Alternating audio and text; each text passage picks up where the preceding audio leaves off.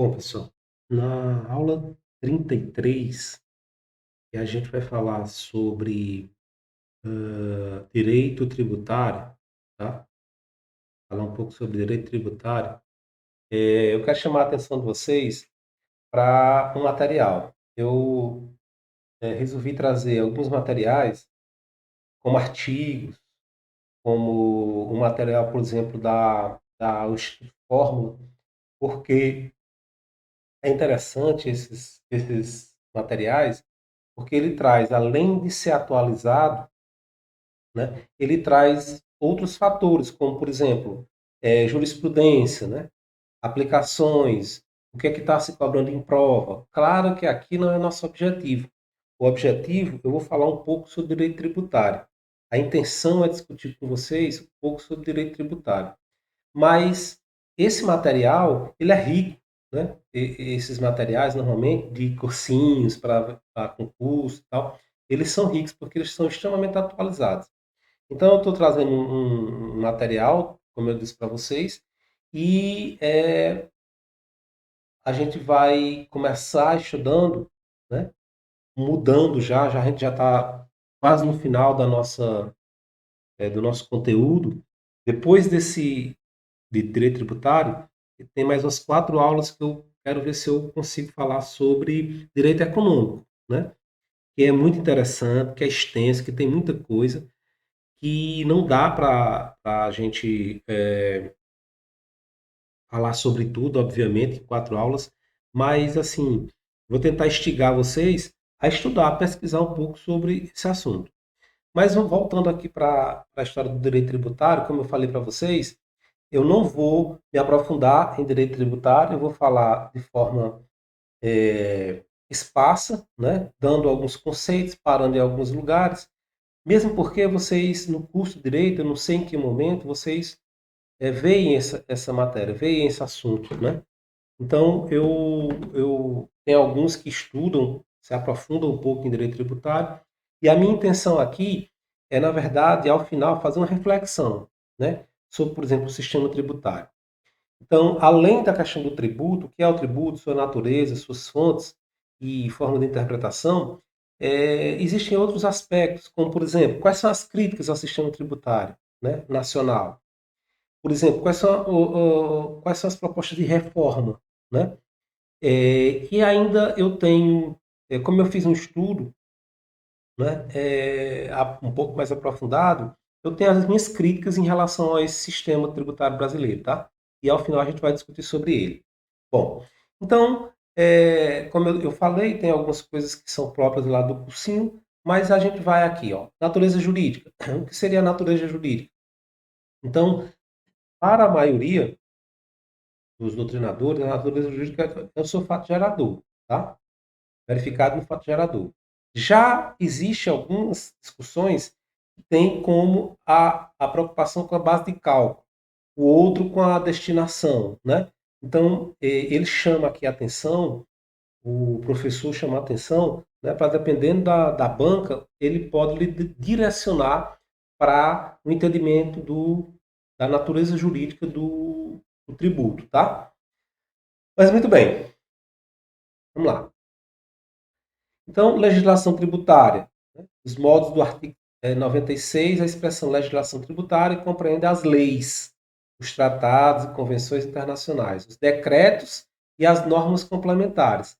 Então, vejam aqui, pessoal, que alguns tratados internacionais sobre direito tributário, eles entram no ordenamento jurídico, tá? Eles são aceitos aqui no ordenamento jurídico, ok? Então, são normas complementares, atos normativos expedidos pelas autoridades, né? Os convênios, as decisões do órgãos coletivos, então tudo isso faz parte de normas complementares, atos normativos pelas autoridades administrativas, as decisões dos órgãos coletivos, né? As práticas reiteradas das autoridades administrativas, os convênios que celebra a União, os Estados, o Distrito Federal, os municípios, tudo isso, certo? Faz parte das normas complementares do Código Tributário. Muito bem. Então, salvo disposição em contrário, entra em vigor. E aqui ele falando dos prazos, né? vocês olham com mais calma. Integração e interpretação da legislação tributária, né? Na ausência de disposição expressa, ou seja, o Código Tributário, a gente tem que obedecer o que diz a lei.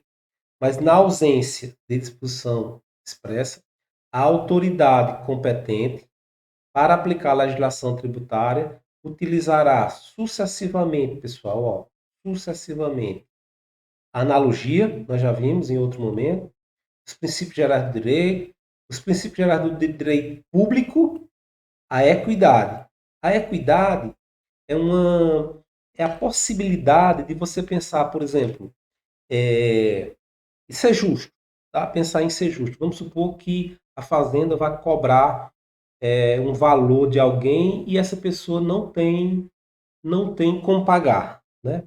Então, uma das formas, né, desses princípios é dizer que não, eu vou dispensar, por exemplo, essa pessoa de pagar. Então, essa seria uma justiça, né? Seria o conceito de equidade. Muito bem. A interpretação da legislação tributária interpreta-se literalmente, ó, literalmente, tá? Sobre a legislação tributária, ok? Que dispõe sobre suspensão ou exclusão do crédito tributário, outorga de isenção, dispensa de descumprimento. Então, interpretação em caso de infração. Interpretação nos casos de infração. A lei tributária define infrações, interpreta-se de maneira favorável ao acusado, quando falar em caso de infrações, né, tributárias. Princípios da atividade tributária, a legalidade tributária. Por exemplo, um dos princípios é vedado à União, aos Estados, ao Distrito Federal, aos municípios, aumentar tributos sem lei que estabeleça, né? O princípio da legalidade tem que ser baseado na lei, tá? Muito bem. Aí ele vem dando alguns exemplos de medida provisória e tal, outros princípios. E aqui vem trazendo alguns julgados, né? Ó, julgados, vocês dão uma olhada. Os requisitos para o parcelamento devem ser fixados em lei específica e atos infralegais. Não poderão impor condições não previstas em lei. Então, aqui, STJ, STF, tem alguns julgados. O material desses cursinhos é bom porque ele traz alguns exemplos. Mas eu não vou falar sobre eles, não, porque vai ter muito tempo. Outro princípio, princípio da anterioridade tributária. É vedado à União, do Estado, Distrito Federal, município, cobrar tributos, ó, no mesmo exercício financeiro em que haja sido publicada a lei que os institui e aumentou. Tá? Então, dar uma olhada na emenda constitucional número 3 de 1993. Essa é a anterioridade tributária, a chamada anterioridade anual. A anterioridade nonagesimal, perdão, significa que um tributo criado ou majorado em um ano só poderá ser cobrado no ano seguinte. Para que se estabeleça, antes de decorrer de 90 dias da data em que haja sido publicada a lei. Tá? Essa aqui é a nonagesimal. Tá? Então, existe alguns tributos, né, que obedecem à tributação anual e à tributação nonagesimal. Tá? Existem algumas exceções, por exemplo, imposto de importação, imposto de exportação, produtos industrializados, empréstimo compulsório, imposto extraordinário de guerra, ciclo de combustível, tudo isso é, são exceções a essa história do princípio nonagesimal. Tá? Tributos que respeitam a anterioridade. Ó, essa anterioridade nonagesimal, 90 dias. IPI, contribuições sociais, CIT combustíveis e ICMS combustíveis. Tá? Tributos que respeitam apenas a anterioridade anual. Ó, anual. Tá? Imposto de renda, né? PTU e IPVA. Então, tem uns que obedecem só a nonagesimal, tem outros que obedecem só a anual. Ok? Então, ele também traz alguns julgados, vocês vão ver aqui, ó, do STF, Outro princípio, isonomia tributária. O que seria isonomia tributária? É vedado à União, aos Estados, Distrito Federal e aos municípios instituir tratamento desigual aos contribuintes. Ou seja, se tem duas pessoas na mesma condição, não pode ser tratado de forma desigual, né? É interessante ver isso aqui, pessoal, porque ele traz uma outra discussão, né, de algumas premissas, como, por exemplo, non-elet. Non-elet quer dizer não tem cheiro. O dinheiro não tem cheiro, tá? Então, em algumas atividades, por exemplo, atividade criminal e renda, podem ser cobrados tributos. Exemplo, você tem uma casa, um traficante tem uma casa e declarou essa casa. Então, é, o fato de ter sido uma atividade criminosa não quer dizer que ele não vá cobrar o tributo, tá? Então, o fisco vai lá e cobra, né? Ah, mas foi através de tráfico. Ah, vai ser descoberto isso de outra forma, pelo sistema penal, por, não sei, mas e se for descoberto, né? Existem outras sanções na área fiscal, na área administrativa. Mas o Estado, se você declarou que aquela casa é sua, sabe-se que é sua, então você vai pagar tributo em cima sobre ela. Assim como, por exemplo, a incapacidade, por exemplo, do civil de alguém, ele é irrelevante para o direito tributário. Como assim? Uma pessoa que é incapaz, considerada incapaz, nós já falamos sobre isso no direito civil, tem incapacidade absoluta. Uma pessoa que tem 15 anos, mas ele tem uma casa. Aí o Estado vai dizer, não vou cobrar tributo, né? Porque o IPTU, porque ele tem 15 anos. Não, não existe isso, tá? No direito tributário. Outro princípio, princípio da irretroatividade tributária, é vedado a União, os Estados, o Distrito Federal, os municípios cobrar tributos ocorridos antes do início da vigência da lei. Ou seja, imagine que eu comprei ou vendi algum bem e deveria incidir um produto. Só que a lei começou amanhã, vai começar amanhã. Aí a lei volta no dia anterior e me cobra tributo. Não pode. Ela só pode a partir do dia em que ela estiver vigendo, tá? A partir dali é que não pode retroagir, né, para fatos pretéritos, tá? Muito bem. E existem algumas exceções, tá? Existem algumas exceções. Quando, por exemplo, é, esse caso, né, a legislação tributária, né, a legislação tributária aplica-se imediatamente aos fatos gerados futuros, ou seja, a partir da lei para frente, e aos pendentes, a ser atendidos aquele cuja ocorrência tenha tido início, mas não esteja completa nos termos do artigo. Quais são as exceções? Quando foi interpretativa, por exemplo, ela retroage só para declarar, né? Ou então, quando, por exemplo, é, para facilitar a vida de alguém, né? Para tornar, por exemplo, a vida de alguém mais onerosa, menos onerosa, perdão, né? Então, é, uma coisa que era infração deixa de ser, aí a lei pode retroagir para não punir alguém, né? Então, são duas exceções a esse termo, né? Muito bem. Então, por exemplo, se tem uma pena, a pena é maior, né? E a lei vai retroagir para uma pena mais branda, né? Então, essa é uma situação em que pode ocorrer. Então, ele vem falando, ó, como esse tema está sendo cobrado em prova.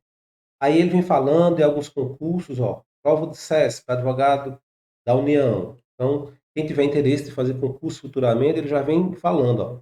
De acordo com o princípio da legalidade, fica vedada a criação e majoração de tributos, bem como a combinação de penalidades em caso de violação da legislação tributária, salvo por meio de lei. Certo. Por quê? Aí ele vem explicando, ó, de acordo com o artigo 150, sem prejuízo de outras garantias asseguradas ao contribuinte, é vedado à União, dos Estados, Distrito Federal e municípios exigir ou aumentar tributos sem lei que estabeleça o princípio da legalidade. Então, aqui vocês vão ver bem direitinho. Eu não vou entrar em detalhes. Tem outra aqui, da outra prova aqui, tá? Vocês vão ver bem direitinho. Bom, em relação aos tributos em espécie, né, o artigo 5º do Código Tributário Nacional elege 3 espécies. Só que hoje, pessoal, atualmente, né, é chamado de pentapartida. Por que é pentapartida? Porque não são só os impostos, taxas e contribuições. Existem agora os empréstimos e as contribuições especiais, tá?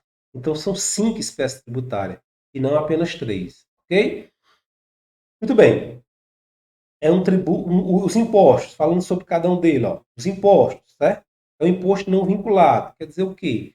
Que quando você paga, não existe um destino específico. Ó, vou tirar essa parte da sua renda, como por exemplo o imposto de renda, e esse dinheiro eu vou usar para aquilo, especificamente. Não, o Estado ele pode decidir o que é que vai fazer com ele, tá?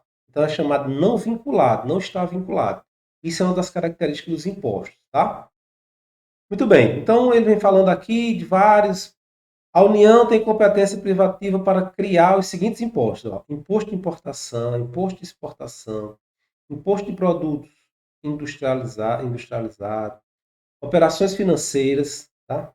Engraçado porque a gente tinha as operações financeiras, foi retirado, foi uma das maiores críticas, né, que a gente tinha um imposto sobre operações financeiras, e estão querendo criar de novo o imposto sobre operações financeiras. É engraçado, o brasileiro é engraçado mesmo. Bom, imposto de renda, territorial, rural, sobre grandes fortunas. Outro imposto aqui, pessoal, ó, que quem se interessar, esse imposto ele existe sobre grandes fortunas. Para quem tiver curiosidade, vá lá no Código Tributário, na Constituição, que tem falando sobre imposto sobre grandes fortunas. Só que nunca foi regulamentado. Vocês adivinham por quê que não foi regulamentado? Porque vai onerar só os ricos. Grandes fortunas, só os ricos. E eles não querem. E eles podem, né? Eles podem dizer ao legislativo, ó, no regulamento não, porque vai ferir. O trabalhador pode cobrar o trabalhador, mas as grandes fortunas não. Interessante, né? Outra graça do Brasil é isso aqui. Imposto residual e extraordinário de guerra. São impostos que, em situações de calamidade, a União, só a União pode legislar sobre isso, tá? Os estados têm competência que impostos, ICMS, sobre transmissão de causa-mortes e IPVA, veículos automotores. Bom, os municípios, ISS, imposto de transmissão onerosa intervivos, né? Aqui, enquanto o Estado é transmissão causa-mortes, aqui é intervivos, né? De bens imóveis. E o IPTU, né? São os impostos que a gente tem dentro da federação. Taxas. O que são taxas? Taxas são vinculadas. Toda taxa, pessoal, é específica, né? Você tem que dirigir para um dado específico, um serviço específico. Então, ó, se a gente for ver aqui, ó, se a gente for ver, mudando aqui um pouquinho, ó, a taxa é uma espécie de tributação autônoma, tá? Ela é um serviço público, ela deve exercer um serviço público, tem como fato gerador o exercício do poder de polícia, serviço público específico e divisível. O que quer dizer isso? E aí eu quero lembrar para vocês, de que a gente viu em outras aulas anteriores, porque, por exemplo, a iluminação pública não é taxa, é contribuição de iluminação pública. Mudou. O STF decidiu que não pode, né? A súmula 670 do STF diz: o serviço de iluminação pública não pode ser remunerado mediante taxa. Por quê? Porque uma taxa ela é específico, né? É iluminação e é divisível, ou seja, eu encontro a pessoa que eu estou fazendo aquele serviço. A iluminação pública é para todo mundo. Então você não pode dizer que uma pessoa, um andarilho, uma pessoa que não tem casa, não possa ficar embaixo de um poste, por exemplo, né? Então, por isso é que é contribuição, ok? Muito bem. Então, são impostos, são tributos, as taxas são vinculadas, tá? Muito bem. Ok. Vocês dão uma olhada aí. Súmulas sobre taxas, né? Algumas súmulas. A que eu falei, alguns que eu falei sobre o STF, né? E jurisprudências, vem falando de isenção de taxa e tal, não sei o quê. Vocês dão uma olhada com mais calma. Contribuição de melhoria. Contribuição de melhoria, pessoal, é um tributo vinculado, sempre vinculado a uma atuação estatal. Ou seja, é o exemplo de quando você coloca, faz, por exemplo, o Estado, o município, o Estado vai fazer uma estrada, por exemplo. Aquele Estado vai valorizar a sua casa, né, imobiliária. Aí ele tem o condão de chegar e lhe cobrar uma contribuição de melhoria para fazer aquela estrada, porque a sua casa vai ser valorizada, né? Então, eles podem cobrar. Isso é contribuição de melhoria, tá? Empréstimo compulsório. Empréstimo compulsório é para atender, ó, necessidades extraordinárias. Então, o Estado vai lá, está precisando de dinheiro, aí ele pega esse dinheiro é, emprestado. Por exemplo, aconteceu no Brasil já, em algumas situações. Quem ainda não viu isso, você tem um dinheiro na poupança lá, aí o Estado decide que a gente está numa calamidade pública, numa guerra, coisa parecida, e pega seu dinheiro que está na poupança. Então, são chamados empréstimos compulsórios, empréstimos à força, né? É uma prerrogativa da União. Exclusivamente da União. Empréstimo é competência exclusiva da União, tá? Contribuições especiais, né? Contribuições especiais, pessoal, são normalmente contribuições voltadas para alguns setores específicos, né? Então, para algumas áreas, você contribui é, especificamente para aquelas áreas, como um setor específico da atividade industrial, de uma atividade profissional, né? Como, sei lá, Corecon, como Corém, como, entre outros, né? Muito bem. Então, tá aqui, ó, as contribuições sociais. Dentro das contribuições especiais, tem as contribuições sociais. Seguridade social, contribuições sociais, gerais, contribuição de intervenção do domínio econômico, contribuições corporativas, né? Serviço de iluminação pública, são as chamadas contribuições especiais, tá? Então, como está sendo cobrado em prova isso, aqui, ó, alguns exemplos, né? Vocês dão uma olhada, ele traz alguns exemplos aqui. Aí aqui eu não vou mais entrar em detalhe, porque a matéria é rica. Eu vou vou mandar esse arquivo para vocês, vocês dão uma olhada com calma, né? Pô,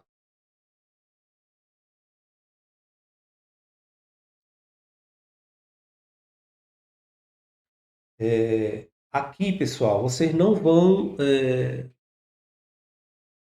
A gente estava vendo um pouco da matéria, né? E quais eram, por exemplo, as contribuições sociais especiais, mas a partir daqui, né? Hipóteses de incidência, não incidência, imunidade, isenção, anistia, eu vou deixar que vocês leiam, né? Leiam o material, deem uma olhada aí, estudem, vejam. O que é uma hipótese, por exemplo, de incidência? É a previsão do fato gerador na legislação tributária, né? Só a fato gerador se a obrigação de fazer ou não fazer estiver prevista em norma tributária. Então vocês dão uma olhada aqui, ó, o que é isenção, revogação de isenção onerosa, tá? Anistia, né? Ele vem falando e vem dando exemplos, tá? Para vocês, ok? Com súmulas e alguns julgados. Então vocês olham com mais calma. O que é um crédito tributário, né? O que seria um crédito tributário, né?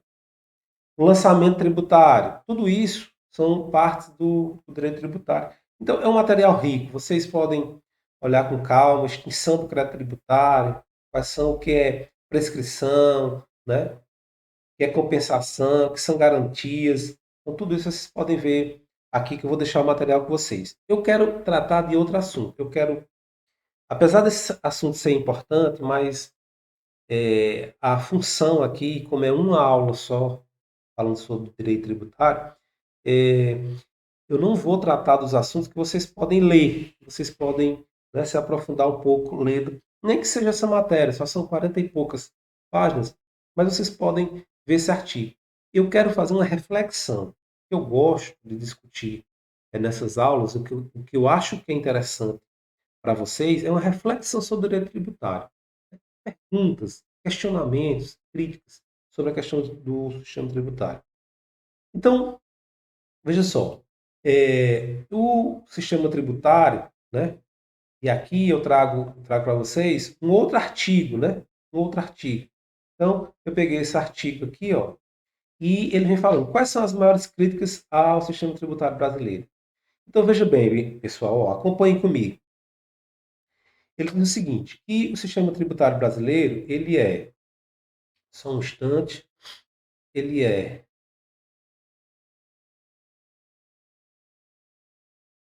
o sistema tributário brasileiro, vamos lá, ele é complexo, né? Então, uma das maiores críticas é que esse sistema é extremamente complexo. Veja só o caso do ICMS.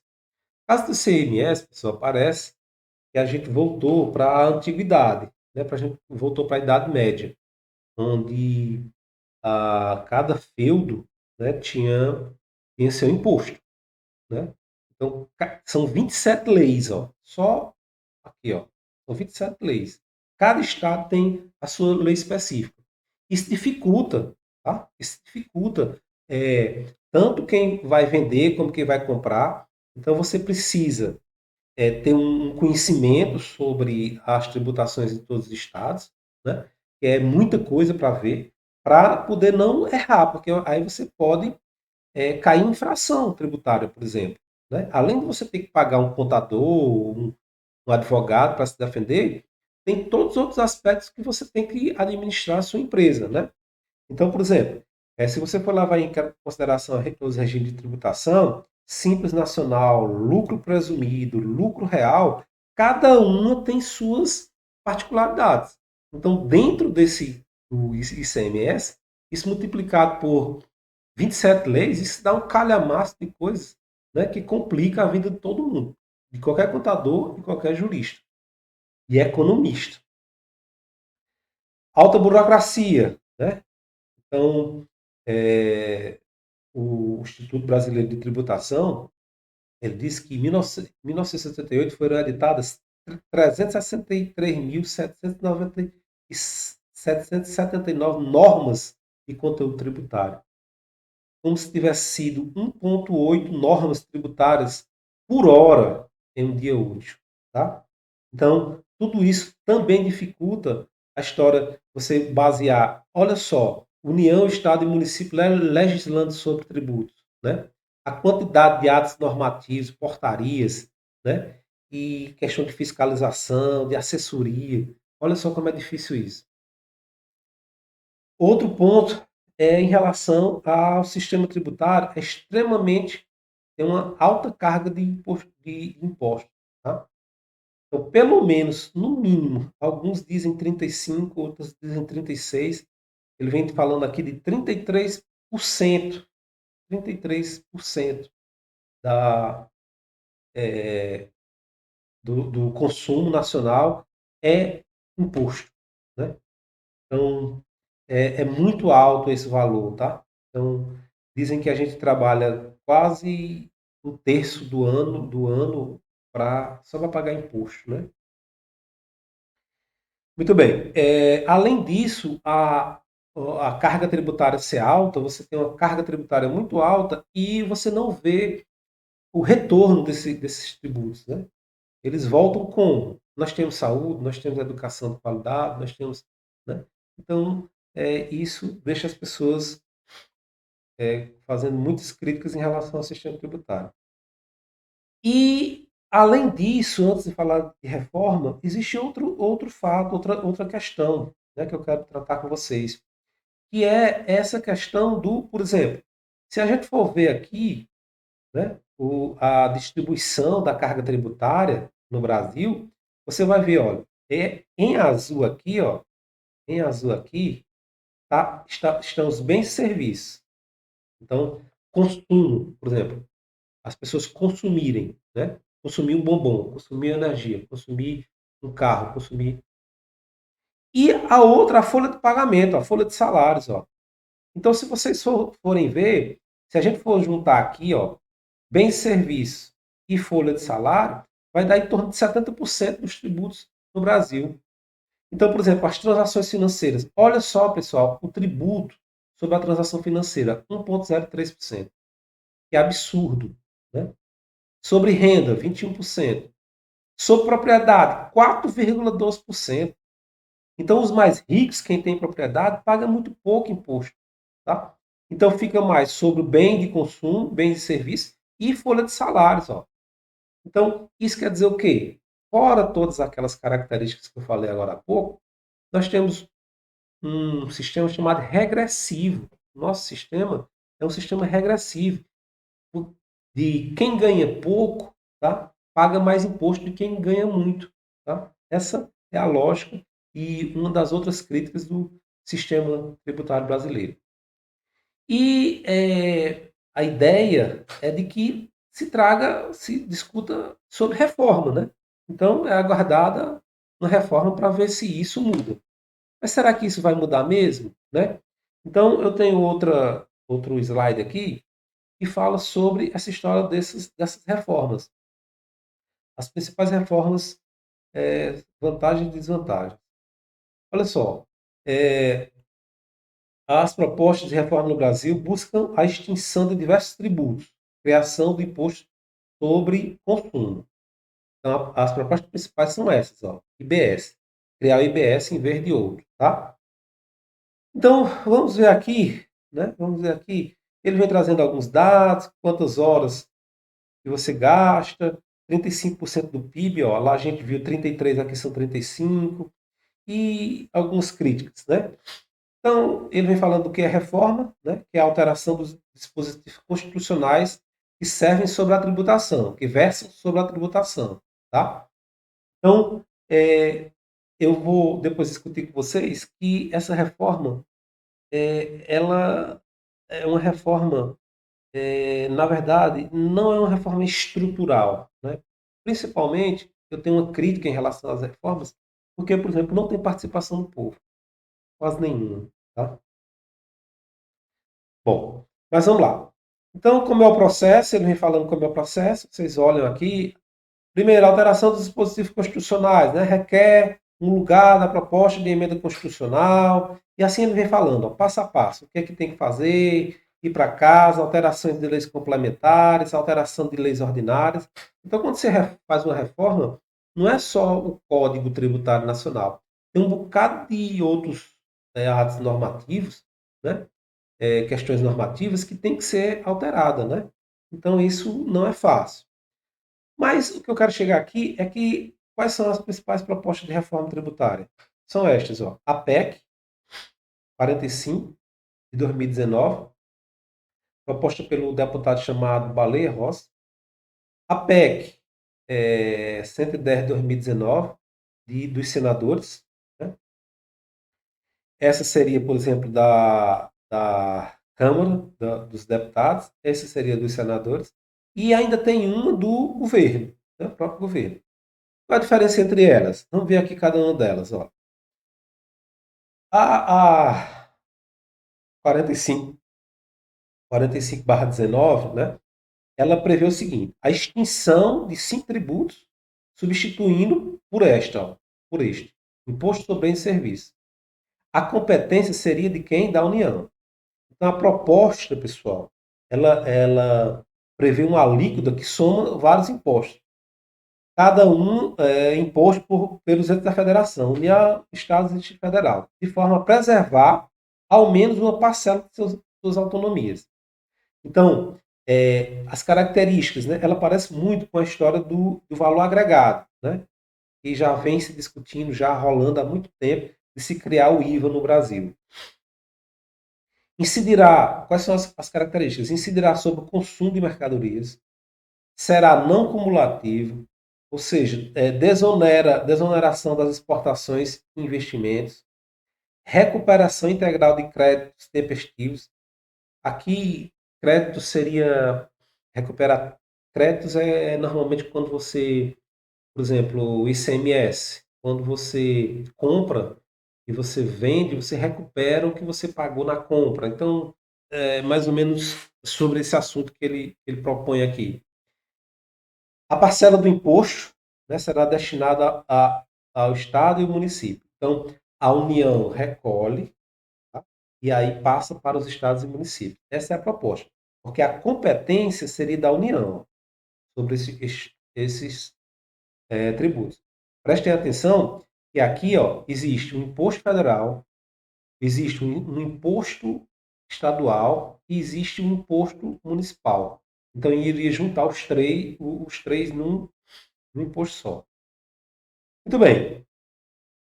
E existem outras características que vocês vão olhar com mais calma. A PEC número 110 de 2019, ela é diferente.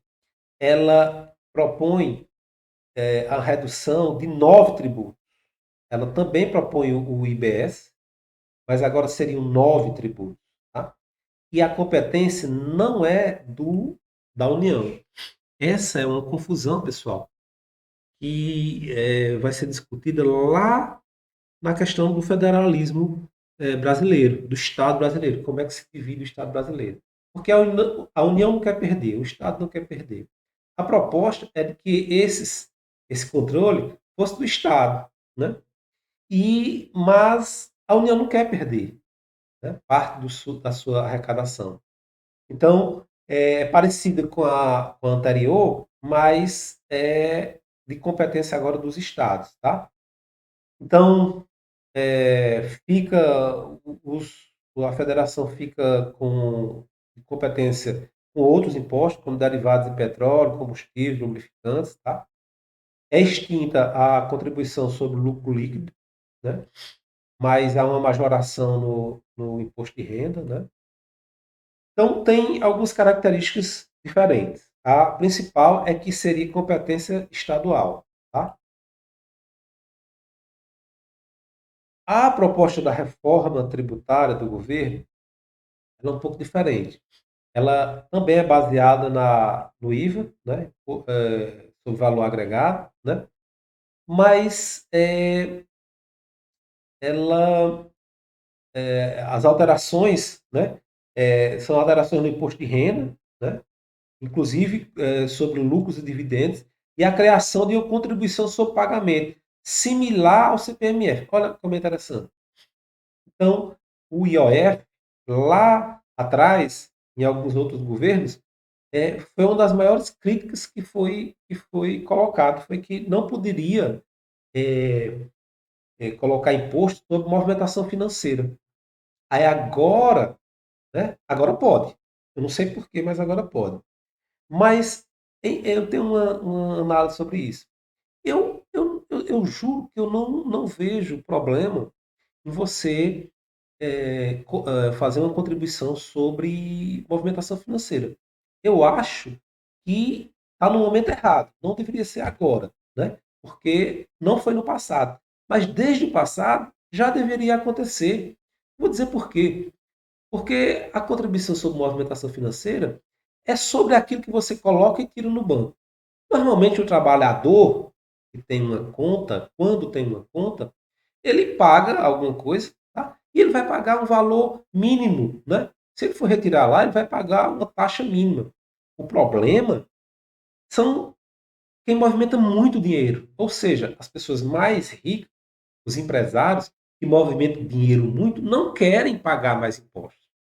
Então o problema, no meu ver, da CPMF não é em relação aos pobres, não, porque o mais pobre ele utiliza menos a sua conta, né? para receber dinheiro para pagar alguma coisa. Mas o empresário não.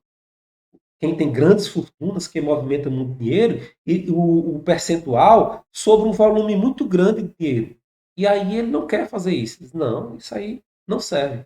Então, talvez não passe de novo, não é por causa do pobre, é por causa do rico, tá? Porque vai onerar muito as movimentações financeiras de quem tem muito dinheiro, tá? Muito bem, então essa aqui, e ele vai falando aqui, né, das vantagens e das desvantagens, né? É que a vantagem é que há uma redução da complexidade do sistema tributário. Porque, como a gente viu anteriormente, é muito complexo, é muita coisa para se ver. Então, aqui facilitaria a manipulação. Mas, por outro lado, não haveria redução da carga tributária. É só uma substituição, né? Os valores ficariam mais ou menos os mesmos, tá? Bom, existem, para alguns, poderia abrandar as guerras fiscais, né? E uma das questões mais discutida é em relação, por exemplo, à concessão de benefícios fiscais. Porque cada ente da federação, com aqueles impostos, eles podem, por exemplo, incentivar um setor, né? Fica mais fácil para cada ente da federação. Com essas propostas, vai ficar mais difícil. Seria como se fosse dar incentivo só realmente a quem precisasse, né? Então tem algumas vantagens e algumas desvantagens que vocês podem ver com mais calma aí. Mas, antes de terminar, eu quero fazer uma outra discussão com vocês, que é ainda sobre o sistema tributário, né? E que eu tenho uma participação muito grande nessa discussão. Inclusive, eu estou antecipando para vocês um livro, vai sair um livro recentemente, acho que abril, maio, por aí, que eu vou discutir sobre a questão da justiça tributária, né? Então, eu fiz um estudo sobre a história da justiça tributária e tem alguns pontos, né, polêmicos que eu quero discutir e trazer com vocês. Bom, primeiro, o Brasil, né, no Brasil, a estrutura social é assentada em valores de racionalidade econômica. Então, o pensamento é o neoliberal, o pensamento é racionalidade. O mercado e o dirigismo contratual estabelecem as regras das políticas, né? Como assim? O mercado não são as pessoas, não é o governo, não são as empresas. É o mercado que estabelece as relações, né? Então, é ela que cria as regras. Pode-se perceber uma forte importância das ideias do chamado institucionalismo da escolha racional. Quando a gente vai estudar as instituições, pessoal, existem várias instituições sociológicas, antropológicas, históricas, né? E a gente escolheu, né, por conta de escolher o neoliberalismo para ser implantado, como baseado principalmente na microeconomia. E aí a estrutura do pensamento é as instituições baseadas numa coisa chamada escolha racional. Eu vou falar um pouco mais na frente. Essas estruturas essas que irão determinar o modelo de sistema. Então, o nosso sistema tributário é baseado nesse tipo de análise que eu fiz com vocês agora, tá? Bom, qual é a minha hipótese? Eu disse, antes de encontrar a resposta, de que os modelos propostos de reforma do sistema tributário brasileiro estão presos ao modo do Estado democrático e representativo. Então, aquele modelo da economia liberal, né, onde a democracia é representativa e não deliberativa, a gente não participa das questões de gestão administrativa, principalmente da questão da gestão tributária. Então, a gente coloca a cargo de deputado, a cargo de senador, a cargo de presidente, que resolve esses problemas. E não deveria ser assim, no meu modo de ver. Então, há uma jurisdição constitucional substancialista. Eu vou falar sobre o que é esse substancialismo. Eles acreditam que a Constituição, o papel da Constituição, você tem que obedecer exatamente o que tem lá. E aí eu pergunto, e se o que tiver lá for injusto? Né? Será que é interessante isso? E o debate institucional. Como assim o debate institucional? O debate não é da população, das pessoas. O debate é só das instituições. Executivo, Legislativo e Judiciário. E a gente fica onde? Não importa. Você não votou em mim? Então eu resolvo. Esse é o pensamento. Tal estrutura tem afastado a participação social e a contribuição para deslocar a soberania popular dos assuntos, como a função legiferante, ou seja, de fazer leis, e a gestão política, e como consequência da construção democrática da justiça, notadamente a justiça tributária. Ok? Então, como a gente já está com algum tempo, para não ficar muito grande o vídeo, eu vou parar e volto já já.